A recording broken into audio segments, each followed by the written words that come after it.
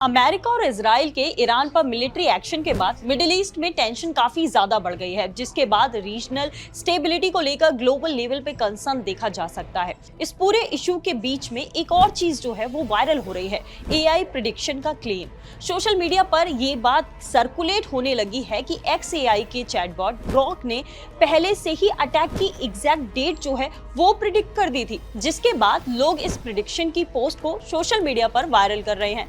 इस पूरे इशू का एक इंपॉर्टेंट एंगल एआई सेफ्टी और एआई प्रिडिक्शन कैपेबिलिटीज भी है।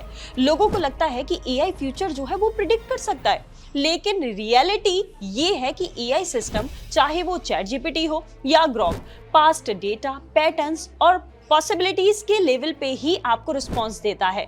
इसके अलावा कुछ लोगों को ये भी लगा कि कोई डेटा एआई टूल के पास है, जिसकी वजह से एआई टूल जो है वो एग्जैक्ट डेट जो है वो आपको बता पा रहा है, जो आम लोगों के पास में डेटा नहीं है। लेकिन ऐसा भी नहीं है।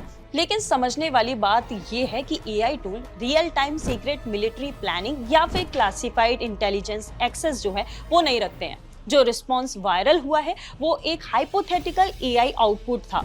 मतलब एआई ने पब्लिकली अवेलेबल जियोपॉलिटिकल टेंशंस और पॉसिबल सिनेरियोस के बेसिस पे ही एक अंदाजा दिया था। इसका कोई सीक्रेट डेटा कनेक्शन नहीं था। द जेरूसलम पोस्ट के अकॉर्डिंग 25 फरवरी 2026 को 4 मेजर एआई लैंग्वेज मॉडल से ये सवाल पूछा गया था।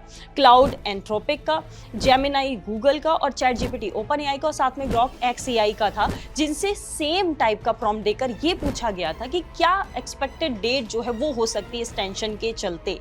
यानी कोई फ्यूचर देखने वाली पावर जो है वो नहीं थी, सिर्फ और सिर्फ प्रिडिक्शन था, बल्कि publicly available information, ongoing tension, military movements और हिस्टोरिकल कॉन्फ्लिक्ट के जो पैटर्न्स हैं उनके बेसिस पे ये रिस्पॉन्स जो है वो जनरेट हुआ था, जिसमें ये डेटा निकल के आया था। और इसीलिए सोशल मीडिया पर ग्रोक की दी हुई जो पोस्ट है, ग्रोक की दी हुई जो डेट है, वो स्क्रीनशॉट में वायरल होने लगी।